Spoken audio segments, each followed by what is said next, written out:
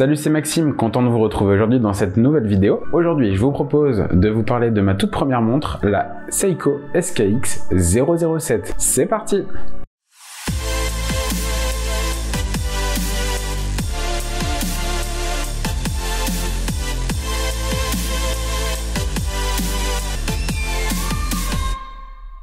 Pour la partie historique, Seiko a été créée en 1881 à Tokyo par Kintaro Hattori. La Seiko SKX est sortie en 1996 et a été produite jusqu'en 2019. Une montre iconique avec un design reconnaissable entre toutes, c'est vraiment la tool watch du quotidien par excellence. Malgré son petit prix, elle est pourtant construite par une manufacture de renom. Et plus qu'un modèle phare, c'est une montre de légende qu'on va retrouver dans plusieurs collections, notamment aux côtés d'Omega ou de Rolex et j'en passe. Pour ma part, quand j'ai commencé à m'intéresser aux montres, c'est ce modèle qui m'est apparu en premier. Petit prix, design attractif et puis surtout multi-possibilités pour lui mettre des bracelets différents et lui donner du coup des looks vraiment appropriés, on va dire, à chaque circonstance. Par contre, le casse-tête, j'ai vite été confronté à plusieurs particularités. Des lettres K, J, des dénominations 007, 009, de quoi s'embrouiller la tête. Déjà pour les chiffres, c'est simple, la 007 on aura une lunette noire et la 009 une lunette bleue et rouge dite Pepsi. Au niveau du K et du J, alors ça vient tout simplement du lieu de production. La J serait et sans doute fabriquée au Japon et la K dans d'autres pays, ça peut être la Corée, etc. Grosso modo, c'est la même chose, hein, c'est le même mouvement. Il y aura juste sur la J en fait quelques inscriptions différentes et supplémentaires sur son cadran. On retrouve également des versions 1 et 2, hein, J1, J2, K1, K2. En fait, ça va dépendre du bracelet qui sera avec, qu'il soit en caoutchouc ou alors type jubilé. Au niveau des dimensions, on va retrouver ici un boîtier en acier 316L d'un diamètre de 42,5 mm et pour une épaisseur de 13,25 mm. En cas de changement de bracelet, la taille des entrecornes est de 22 mm. Parfait pour trouver une grande majorité de bracelets dans le commerce. On a ici une montre qui est bien équilibrée malgré sa grosse taille. Attention, du coup, si vous avez des petits poignets, ça va peut-être être un petit peu trop grand. Mais en tous les cas, si vous voulez une montre d'aspect robuste et de plongée, c'est vraiment le modèle qu'il vous faudra. Et oui, c'est vraiment une vraie montre de plongée. Pour parler chiffres, elle a la certification ISO 6425. Ce qui signifie que tout d'abord, elle résiste à une pression de 20 bars, soit 200 mètres. Ensuite, elle a une lunette rotative crantée unidirectionnelle de 120 crans, ce qui permet aussi de mesurer le temps, notamment pour les paliers de décompression.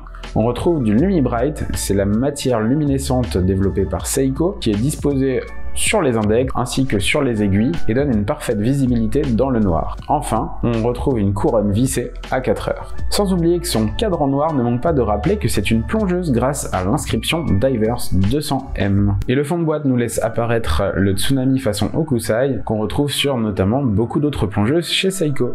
Alors outre les aiguilles des heures et des minutes parfaitement lisibles, on retrouve également une aiguille pour les secondes de type Lollipop.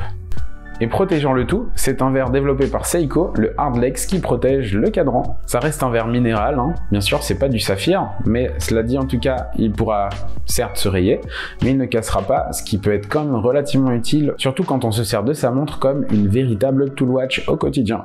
Alors côté mécanique, la Seiko SKX embarque un calibre qui n'a plus à faire ses preuves puisqu'il s'agit du calibre Seiko 7S26.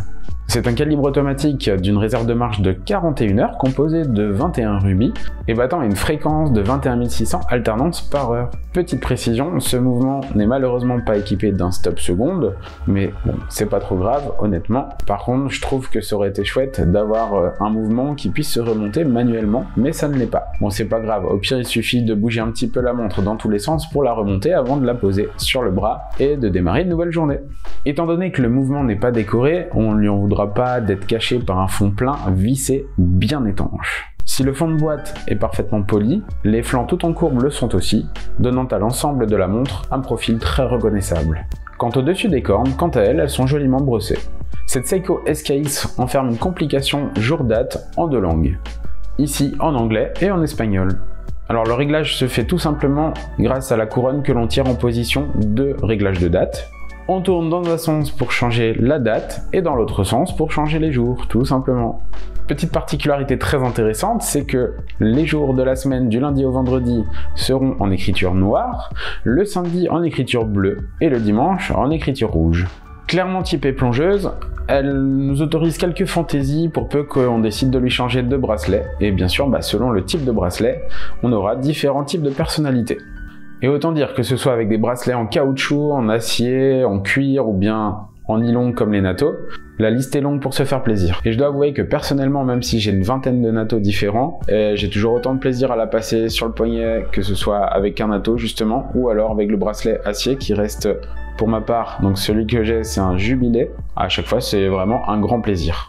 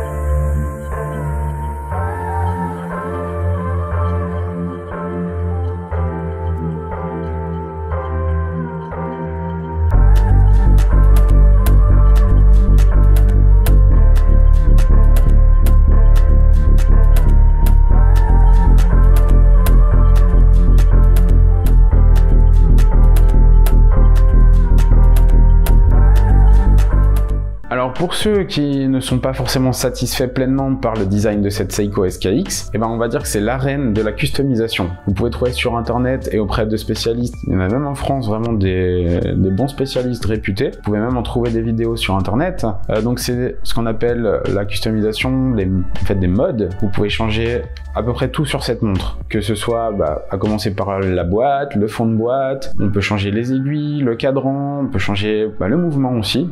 Pourquoi pas remplacer le mouvement d'origine par un mouvement possédant un remontage manuel et un stop seconde. Moi personnellement, étant donné surtout que la production s'est arrêtée, j'ai personnellement envie de garder la montre telle qu'elle était à l'origine. À un prix abordable de moins de 300 €, c'était difficile pour moi de me tromper pour ma première montre, mettre ce premier pas dans le monde de l'horlogerie, et surtout de l'horlogerie japonaise avec Seiko, qui est une manufacture vraiment de renom. C'était vraiment un choix où j'étais sûr de pas me tromper. Même si la production s'est arrêtée en 2019, cette montre qui a été produite pendant plus de 20 ans a su créer autour d'elle une sacrée communauté.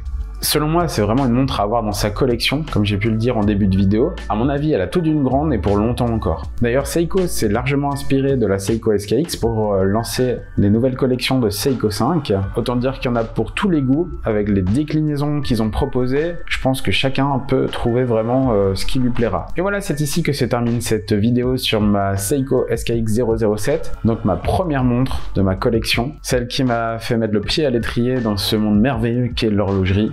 Merveilleux et plutôt addictif aussi, je dois avouer. N'hésitez pas à poster en commentaire donc vos impressions, vos avis sur cette montre. Si vous avez des questions, n'hésitez pas. Je compte sur vous pour vous abonner et puis surtout actionner la cloche pour ne rien rater des nouveautés. Et je vous dis à bientôt. Salut!